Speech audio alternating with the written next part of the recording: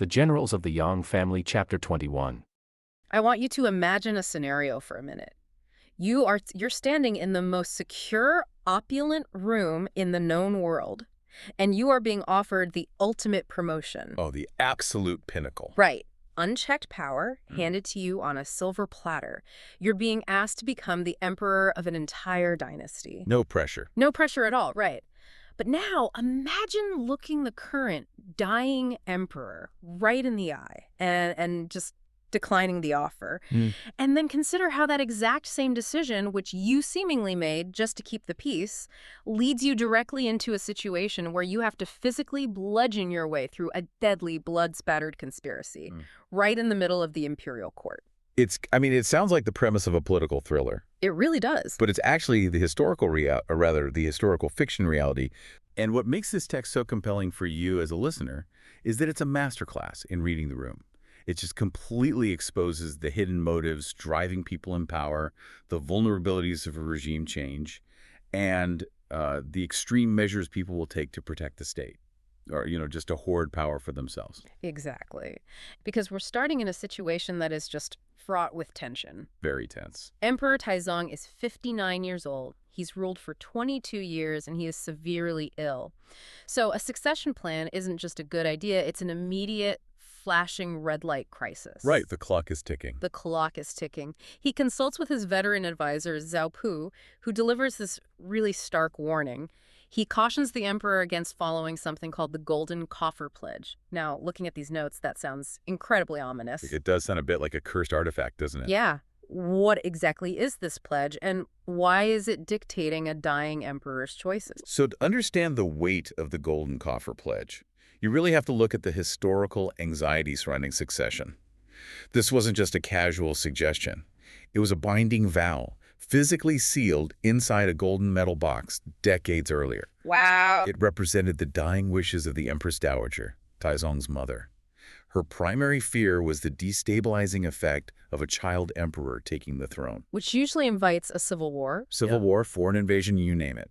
So her pledge dictated that the throne should pass horizontally. Meaning from brother to brother. Exactly, from brother to brother rather than vertically from father to son.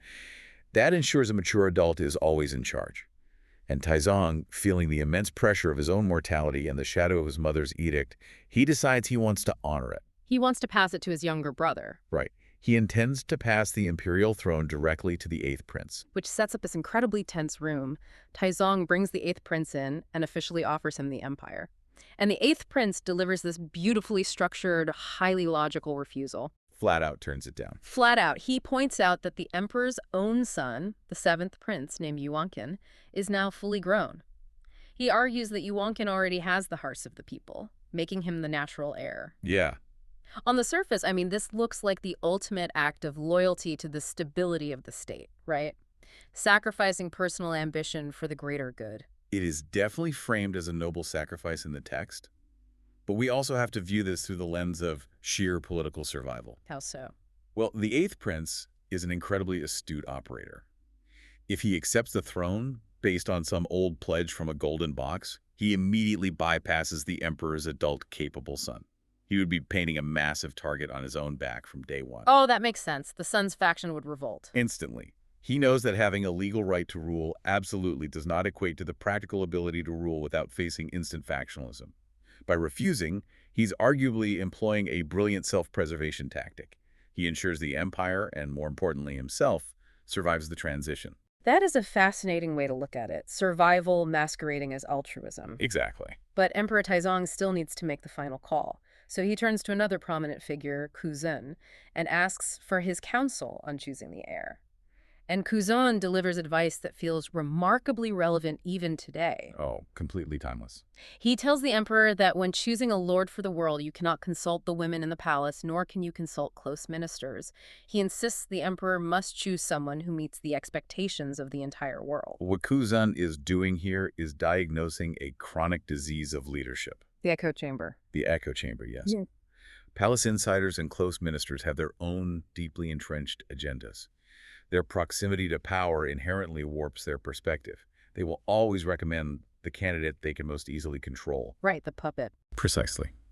Kuzun is urging Taizong to step outside that immediate bubble of sycophants and gauge the true geopolitical landscape.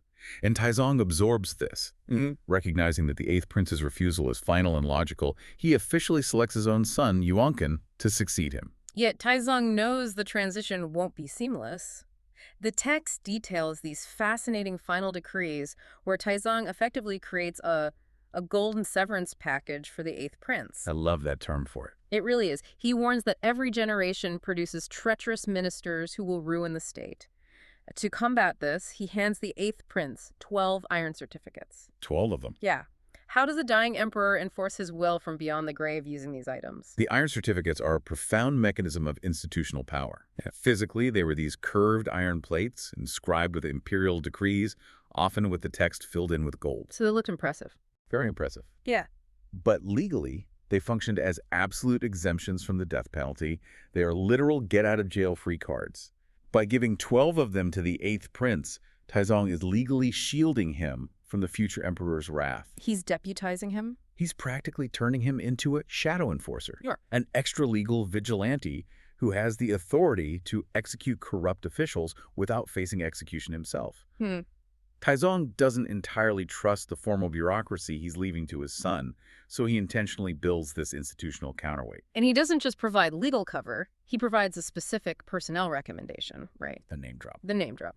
Taizong explicitly tells the Eighth Prince that a man named Yang Yanzhao, the son of Yang Ye, is destined to quell chaos. He instructs the Eighth Prince to use him heavily and never discard him. It seems entirely intentional that Taizong pairs the legal immunity of the iron certificates with a highly capable military figure. It's brilliantly calculated. Legal immunity is completely useless if you don't have the physical force to back it up when the palace guards actually come for you. Taizong is giving the Eighth Prince the legal blueprint for survival, and then pointing him toward the military muscle required to enforce it. He's mapping out a comprehensive survival strategy before taking his last breath. Shortly after this, Emperor Taizong passes away at the age of 59. The source includes a commemorative poem praising his unification of the Central Plains, which establishes his ultimate legitimacy. Then the seventh prince, Yuanqin, ascends to the throne, taking the title of Emperor Zhenzong. As with any regime change, we immediately see a restructuring of the court. The eighth prince is elevated to the Prince of Chenggi, but then there's the appointment of Wen Qin. Wen Qin. Wen Qin is named the East Bureau Privy Councillor. That title carries a lot of weight, doesn't it? Immense weight. The Privy Council in this era was the highest military organ of the state, running parallel to the civil administration. The East Bureau specifically dealt with top-secret military intelligence, troop movements, state security. And Wen Qin is not a good guy in this text. Not at all.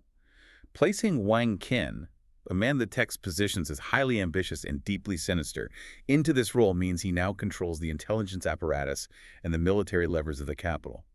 It's a terrifying consolidation of power.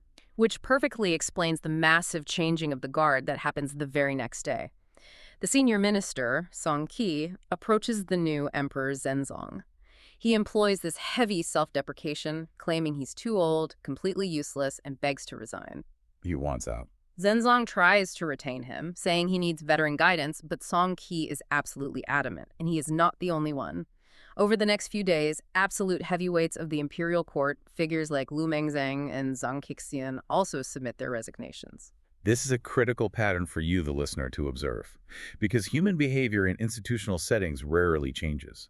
When the veteran leadership, the people who possess the institutional memory and understand the hidden levers of power, when they suddenly orchestrate a mass exodus the moment a new leader takes over, it is never a coincidence. They aren't just retiring to play golf. No, they are fleeing. They recognize a toxic shift in the power dynamic. They see a dangerous figure like Wen Qin consolidating control over the military, and they want to be entirely out of the blast radius before the purge begins. Song Qi's whole "I'm old and useless" routine is just cover. It's just a polite, survivable way to exit the building without directly accusing the new emperor of incompetence. The text notes the immediate consequence of this exodus. The heavy matters of the court fall exclusively under the control of Wen Qin. The power vacuum is filled instantly. Well, naturally. And the eighth prince is observing this, hyper-aware of his own vulnerable position despite the iron certificates, which brings us to a highly specific, chilling incident. The eighth prince is leaving the court in his carriage when he is intercepted by a crying man demanding justice at the Meridian Gate. The location of that interception is so vital. The Meridian Gate is the massive, heavily fortified primary entrance to the imperial palace complex. It's the physical boundary between the absolute authority of the emperor and the outside world. For a commoner to create a disturbance, there is an act of sheer desperation. The man reveals himself as the son of Hugh the silversmith. According to his petition, Wang Qin secretly summoned his father to forge something called a yuan yang pot, or a mandarin duck pot. The notes describe this as a specialized assassination tool. How exactly does a pitcher function as a murder weapon? The yuan yang pot is a marvel of deadly engineering. It's a specialized pitcher containing two separate internal chambers. One chamber holds safe wine, the other holds poisoned wine. Okay. The handle of the pitcher contains a hidden thumb hole that controls a vacuum seal. By subtly covering or uncovering that hole, the person pouring the drink can seamlessly switch between the safe liquid for their own cup and the lethal liquid for their target's cup, All in one pour. all without breaking the flow of the pour. It leaves absolutely no visual evidence of foul play during a banquet. The silversmith's son reveals that Wang Qin had this incredibly intricate device forged specifically to assassinate the eighth prince. Furthermore, to guarantee the secret died with the craftsman, Wang Qin murdered the silversmith within his own estate immediately after the pot was completed. Ruthless. The son, having nowhere else to turn, ambushes the eighth prince's carriage. The psychological impact of hearing this must have been staggering. The eighth prince immediately recalls a recent banquet where Wang Qin was hovering nearby, meticulously managing the pouring of the wine. The realization of his own near-death experience crystallizes in that moment. He recognizes the architectural precision of Wang Qin's plot. And the eighth prince doesn't hesitate. He doesn't convene a committee. No, he acts. He compensates the silversmith's son with 10 ounces of gold for his immense bravery, takes the written petition detailing the conspiracy, turns his carriage around, and marches straight back into the heart of the palace. He heads directly to the convenience hall.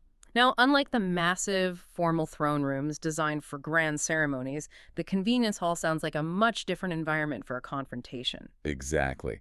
The convenience hall was an informal space where the emperor would handle daily state affairs, read reports, converse privately with trusted advisors. It represents intimate, unguarded power. Right.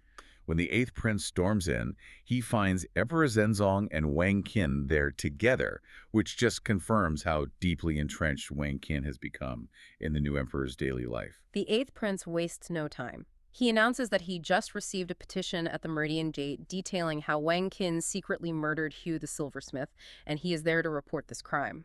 Emperor Zhenzong's reaction is incredibly telling. He's shocked, but his immediate instinct is to shield Wang Qin. Yes. He tells the eighth prince, "Wang Qin is always by my side. How could this happen? Brother, do not listen to the words of villains." This perfectly illustrates the danger of proximity bias in leadership.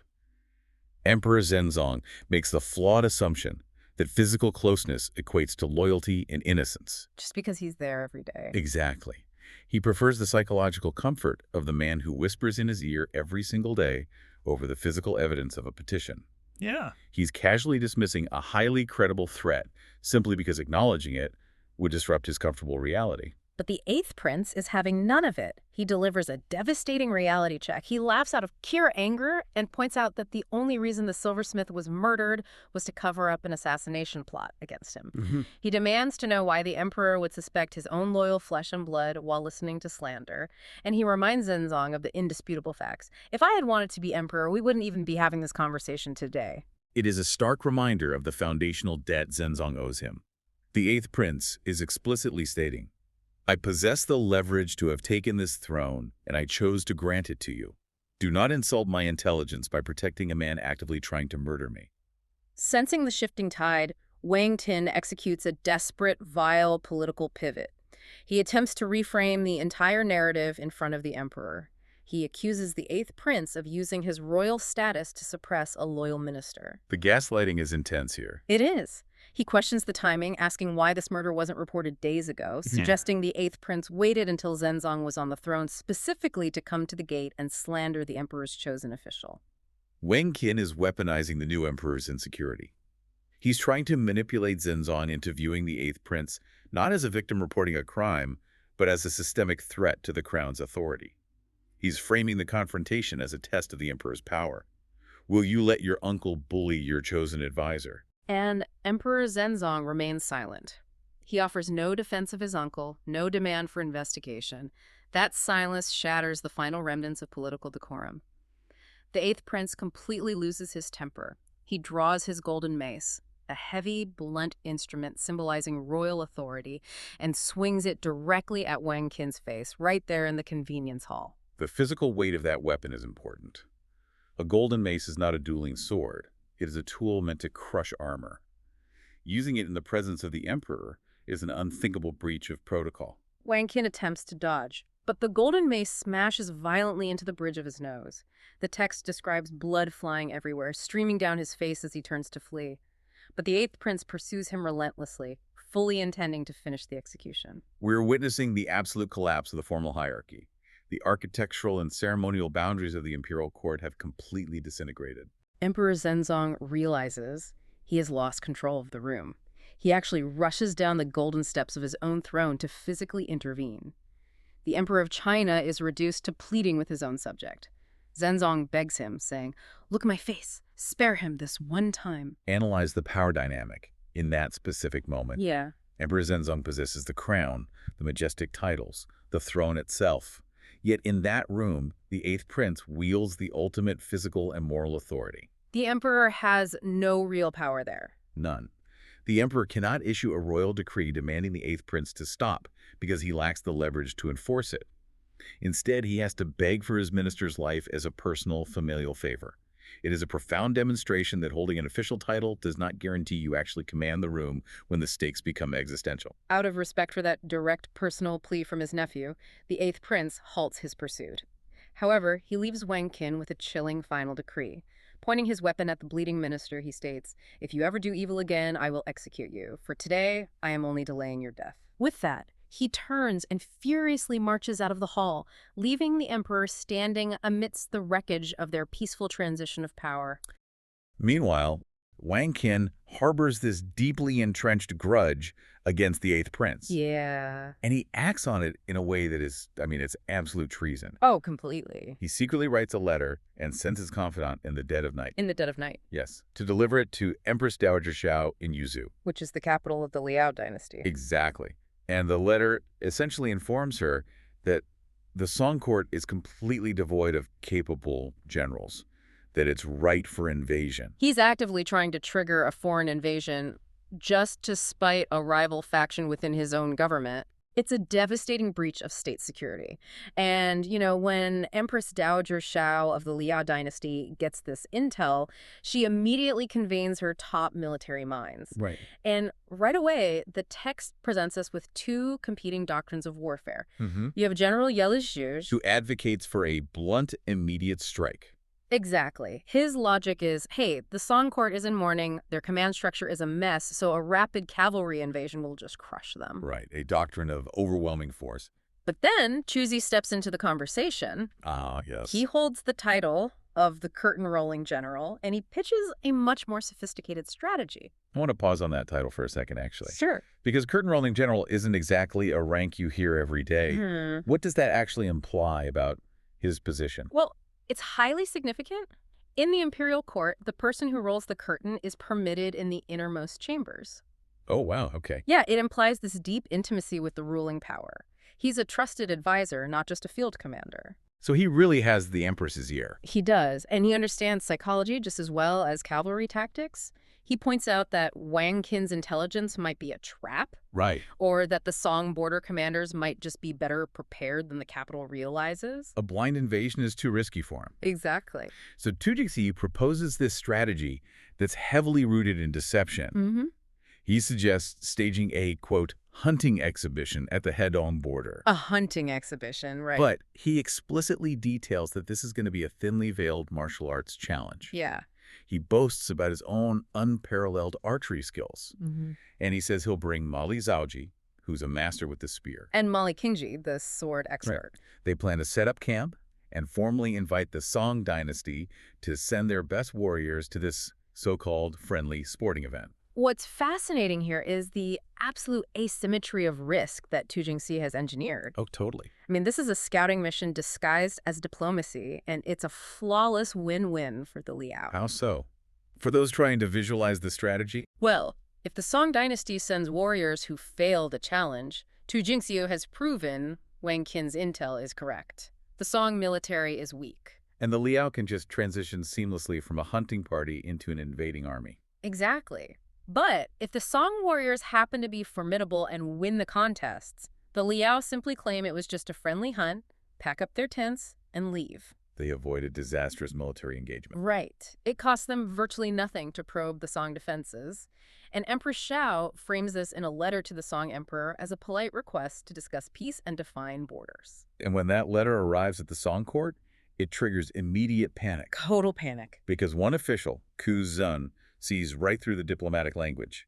He warns Emperor Zhenzong that this is a direct test of their military strength. And that's where the emperor's reality check hits hard. Yeah, he assesses his own military assets and sees that his veteran generals are, well, they're old. They're aging out, past their prime. He desperately needs the Yang family, specifically the sixth son, Yang Junma. But there's a problem. A massive administrative failure. The sixth son was exiled to Zhengzhou. Right. A previous envoy couldn't even find him to deliver a pardon. The state literally cannot find its most capable commander. The irony there is palpable. The Song state systematically dismantled its own military capability through political exile. And now, facing an existential threat, they are paralyzed by their own past decisions. So, because official channels have failed, the eighth prince realizes he has to operate outside standard bureaucratic protocol. Here's where it gets really interesting. It does. The eighth prince personally travels to the Wuning mansion, which is the Yang family residence, to intervene directly. And he sits down with Shi Taijun. The formidable matriarch of the Yang family. Yes, and her daughter-in-law. And the dialogue here is so tense. Oh, incredibly tense. The eighth prince asks for the sixth son, and Shi Taijun plays completely innocent. She says, her son committed a crime, was exiled, and they haven't seen him since. Claims to have absolutely no idea where he is. On the surface, it reads like a mother just trying to protect her child from a dangerous assignment. Yeah, but I would push back on the idea that it is merely maternal instinct. Okay, tell me more. This is cold, hard political calculus. We have to view Shi Taijun not just as a mother, but as the head of a marginalized aristocratic military family. Right. The state exiled her son. They broke a fundamental bond of trust. Now there's a new emperor, the state is panicking, and they suddenly want their weapon back. She understands her leverage. Exactly. She is holding her ground. The eighth prince tries to maneuver, pointing out that the new emperor issued a pardon, so there's no need to hide him. But she doesn't concede an inch. Not one inch. She just calmly tells the prince, she'll send someone to Zhengzhou to look for him and report back eventually. Yeah, eventually. And the text specifically notes that the eighth prince understood her meaning. He realizes he's been stonewalled by a master politician. He does. So he just politely excuses himself and reports back that the sixth son is still missing. That phrase, understood her meaning, is so crucial. The eighth prince recognizes that the Yang family is actively choosing non-compliance. They're protecting their assets. From a state that has proven itself historically fickle, it highlights a terrifying reality for the Song administration. They no longer hold a monopoly on loyalty. You can't just snap your fingers and demand service after alienating your best people. Exactly. And while this standoff is happening in the capital, the situation at the Hedong border is deteriorating rapidly. Right. Tu Jingxiu and the Liao forces drop the pretense of a polite hunting trip. They start pillaging Jinyang, harassing citizens. And we should contextualize Jinyang for you here. This isn't just an empty field. Yeah. Jinyang was a critically important defensive stronghold and economic center, so pillaging there means they've crossed from posturing into active hostile incursions. They're daring the Song state to respond. They are, and the Song emperor is backed into a corner. So on Kuzun's recommendation, he deploys an Imperial Guard drill master named Jianeng with 10,000 cavalry troops. 10,000. It's a massive deployment. But the detail that really struck me is that the Yang family knows about this deployment almost immediately. Yes. The text says they secretly sent people to spy. They aren't relying on official dispatches. They have their own independent intelligence network. Feeding them real-time troop movements straight to Wuning Mansion, which is another massive indictment of the Song state's authority. Right. The central government is supposedly in charge, Yet this private, disgraced family is operating a parallel intelligence apparatus that's faster than the imperial courts. It really is. So Taizong receives this intel and immediately holds a private family council. Mhm. She pulls the sixth son aside, who of course has been hiding at the mansion this whole time, Naturally. and they review the tactical situation. The sixth son evaluates Jianeng's deployment and concludes instantly that the drill master is out of his depth. Yeah, he knows Jianeng cannot defeat Tu Jingxiu and the Mali brothers. He knows those 10,000 troops are going to be slaughtered, and despite everything the state has done to him, he tells his mother he has to go. His sense of duty outweighs his personal exile. Which is such a striking juxtaposition against Wang Qian early in the chapter. Absolutely. Wang Qin sells out the nation over a petty slight. The sixth son, an outcast, risks his life to save the state that punished him. But he realizes he can't do it alone. He needs capable lieutenants. And that leads to a fascinating dynamic. It really does. He mentions needing assistance, and immediately his sisters, the eighth and ninth sisters, volunteer to deploy with him. Right. The sixth son is hesitant at first. He questions how women can effectively integrate into a strict patriarchal battlefield environment. Yeah. And the eighth sister just says they'll simply disguise themselves as male soldiers in his retinue. It demonstrates their absolute pragmatism. Yeah. The official Song military is bogged down by rigid hierarchies and aging generals. The Yang family operates on pure lethal competence regardless of convention. They completely bypass the state's rules because the survival of the state requires it.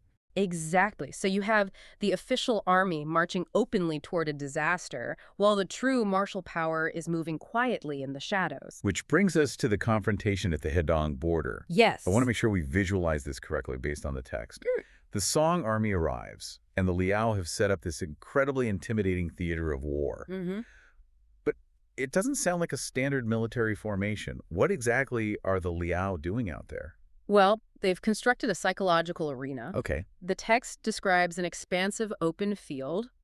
In the center, they've erected a massive red heart. Like a target. A literal and figurative target. Yeah. And the Liao formations are arrayed in perfect, disciplined alignment around it. Wow. Standing directly at the vanguard are Tu Jingxiu in full armor, flanked by his weapon specialists. They're projecting overwhelming confidence. They've dictated the terrain and the terms of the engagement. Exactly. They're just waiting for a Song warrior to step forward and play into their trap. But the Song response completely shatters that design. It really does. Because it isn't the drill master Jianeng who steps up to the front line. And it isn't a warrior. No. It is Ku Jun, the civil official. He steps forward, unarmed, leaving the armored Jianeng standing quietly behind him. Yeah. So what does this all mean? Ku Jun doesn't draw a weapon. He just starts fiercely scolding the Liao generals, demanding to know why they're harassing border citizens. If we connect this to the bigger picture, we have to recognize the visceral danger of Ku Jun's position here. Oh, yeah. This isn't just a clever debate. He's an unarmed bureaucrat standing within striking distance of a hostile vanguard that just finished pillaging a city. It's incredibly brave. It is. Tu Jingxiu is momentarily thrown off balance, but he tries to force the interaction back to his terms. Right. He asks Ku Jun, hey, if this is a diplomatic hunting exhibition, why didn't the Song emperor grace us with his presence? A direct challenge to the emperor's courage. Exactly. And Ku Jun's response is just a masterclass in rhetorical reframing. He doesn't offer excuses. Yeah. He projects this aura of absolute, unshakable authority. He tells Tu Jingxiu that the new emperor has successfully unified the empire. His officials are perfectly managed. The nation is at peace. And then he delivers the final blow. He essentially asks Tu Jingxiu, do you really believe the ruler of such a massive, highly functioning civilization has the spare time to come out to the dirt and hunt with you? It's brilliant. It entirely strips Tu Jingxiu of his leverage. Completely. Tu Jingxiu built a narrative based on martial dominance, a test of brute strength. And Ku Jun refuses to acknowledge that narrative. He frames the emperor's absence as evidence of administrative superiority, not fear. Right. He implies that Tu Jingxiu's entire army is merely a localized nuisance, completely beneath the dignity of a true sovereign who's managing a global superpower. And the text explicitly notes the result. Tu Jingxiu is left utterly speechless. Literally cannot find the words to respond. Ku Jun dismantled the psychological trap before a single arrow was fired at that giant red heart. Precisely. He proves that in the theater of geopolitics, the side that controls the narrative often controls the battlefield. Because if you accept the enemy's premise, you're fighting on their terms. Exactly. Kuzin rejected the Premen entirely and paralyzed a vastly superior military force using only the authority of his office.